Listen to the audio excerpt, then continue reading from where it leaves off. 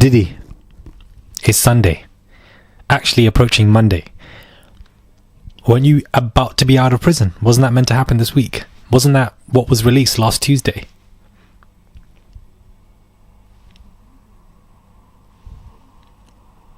What's going on, Diddy? Uncle, what's going on? Because I'm trying to find out. Hi, my name is Waldo. Where's Waldo? As what we say in the UK, where's Wally?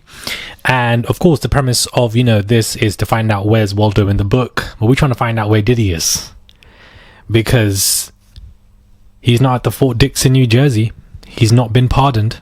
He hasn't received the clemency. There's no commutation going on. Because this White House high-ranking official, apparently via TMZ, was reported that this man was coming out this week. And then TMZ came back to double down. And so I asked the question, was it worth it, TMZ, to damage your credibility like this? Because Diddy really thought that he was coming home. We all thought that he was coming home. That's what TMZ accordingly reported. Well, it's, as in, it's now been nearly a week. It's now approaching Monday, a whole new week, and you still haven't released this man. He hasn't been walked out. Nothing's happened. So I'm really confused as to what the story is. Instead, Diddy currently is still at the MDC, holding on to those bars, holding on to his life, as the men behind him are living their best life, and as this man continues to drop the bar of soap and give the Glock 5000 the Glock 6000. The story hasn't changed, beloved. The story hasn't changed, uncle. You're still in that prison, living your best life, going through it, crying, tears, and etc. You had your daughters on the damn stand crying, pulling on those tears, crying for the release of you, and it didn't do anything because Judge Arun hasn't accepted your move to Fort Dix. There hasn't been no commutation. The TMZ reports basically lost credibility, in my eyes, completely, and you're still in the same spot, back to square one as you were when the sentencing took place, when you were arrested in September 2024.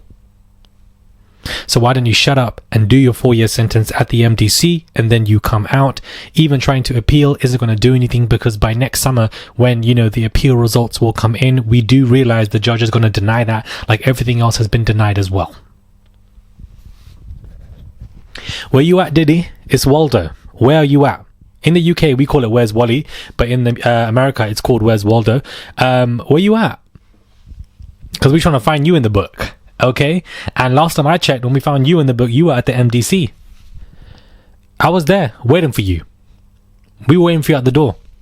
And what we saw was Diddy living his best life with these men, talking about sleeping in a room with 20 men and he can't get hours of sleep. I know what he's doing in them rooms with them 20 men, because we read these civil lawsuits. We went through these civil lawsuits with the male escorts. We know what this man is doing, talking about men are making his bed for him so that he can text off their phone and etc. All of the children and their plans failed because none of their children actually have any proper impact. They haven't done or created any successful careers themselves. This is why this man is also struggling. All of these plans that they created and made, crying on the stand, and all 5 of them coming to speak, only for this man to still be at the MDC. You ain't going to that prison. Judge Arun is not going to allow it to happen, because if he did, he would have changed his mind and accepted it. He would have given that prison. Judge Arun hasn't even suggested a New York metropolitan prison area. The lawyers haven't got back. Instead, the lawyers are doing interviews. For the past 3-4 days, they don't shut up. They're doing interviews. They're going to CNN. They're talking about TMZ. They're talking to News Nation and whatever, talking about how, Diddy and Trump, it's happening. It's going to happen. He's going to get out. There's a comeback plan. Ain't no comeback plan. You're still at the MDC, beloved, and I just wanted to do the first half of this video just to let everybody know that this man actually is still in the same, place that he was, and we all thought that TMZ thought that this man was coming out this week, and really and truly, nothing has changed. Nothing has changed. So if anything, Diddy and the lawyers, all of you look like fools. All of you look like fools. And I know that Brian still has this huge respect and etc. and because he did things for Young Thug, but when it came to the sentencing, his speech for Diddy was really poor, in my opinion. It wasn't as great. Could have been much better. I could have done a better job, for goodness sake. And the man was describing Diddy as a civil rights leader. Diddy, a civil rights leader. How disrespectful and embarrassing for you to say that about Diddy. Disrespectful to the highest degree to even have the audacity to call Diddy a civil rights leader. Like, there is an 80+ civil lawsuits that this man is still facing, and multiple of those lawsuits, especially from those gay men, the gay escorts, are still very much active. Let's not forget that. Do you understand? Let's not.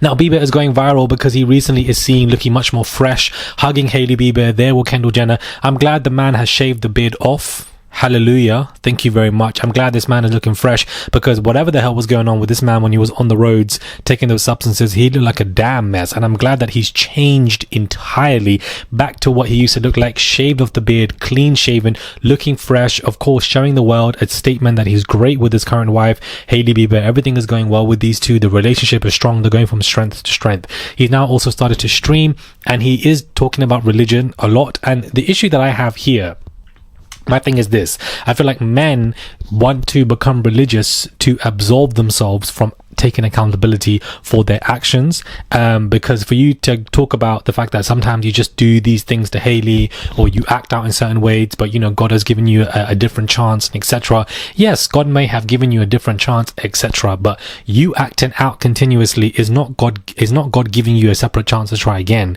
You acting out continuously and irritating or harming people around you is because of your own actions, and you need to take responsibility for that. And then we can talk about God. I feel like some people, you know, it's good to talk about God. That's not what I'm saying, but some people take it to a different level where they end up having religious psychosis, and where they, you know, say that, oh, I've done this, but you know what? God's got me. Yeah, you've done this, but what you've done is actually harmed people. Let's be responsible for that. Let's correct those behaviors. Let's go to therapy. Let's go to some programs and help ourselves. And then we can talk about God. It's not just like, you know what, I did this, I did that, you know, I act out, I did this, but you know what, God's given me another chance. God's given me another chance. God knew to put me in this position to do X. Let's take responsibility. And I feel like somebody like Bieber needs to be told stuff like this, because even though I believe this man has been ran through in every single way, sexually, financially, mentally, from everybody around him, life is a journey. And I do also feel like for growth and to move, you need to be responsible for yourself. It doesn't mean that you are never a victim. It doesn't mean that you are, you know, always playing that card.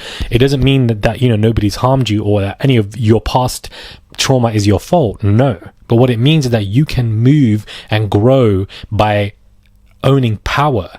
Taking responsibility is powerful. It's, you know, you become a better person, you grow, and you only want to grow for yourself. All of this is a selfless act. It's not for anybody else. It's not for me. I could care less if anybody else. It's for yourself.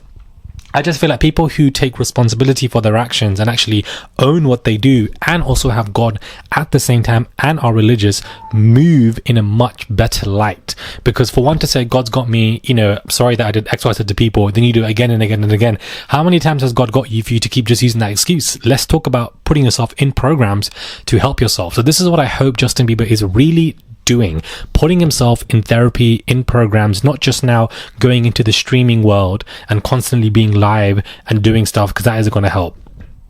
Put yourself in these programs, have a system around you so that you can actually become a proper confident man. When you own your shit, it's powerful. You only do it for yourself. You're not doing it for other people. You're not doing it, you know, to save face. You do it for yourself. And even to own your own shit is a journey. So maybe he's not even arrived there. I don't know. But he was just talking about it on a stream. And I'm glad that God is present in the conversations. But, you know, God's given me another chance. And then you've done it, and then God's giving you the chance. God gives people chances, but in between those chances, let's take some proactive measures as men to really own our shit and move on. And I feel like men don't do it as often, and I feel like it's important as men, and that's who I can only speak for. Can't speak for anybody else. Let me know your thoughts, guys, when it comes to this video. Do subscribe to the channel, comment down below, give this video a thumbs up. Any Justin Bieber fans, don't take this as some kind of onslaught or an attack.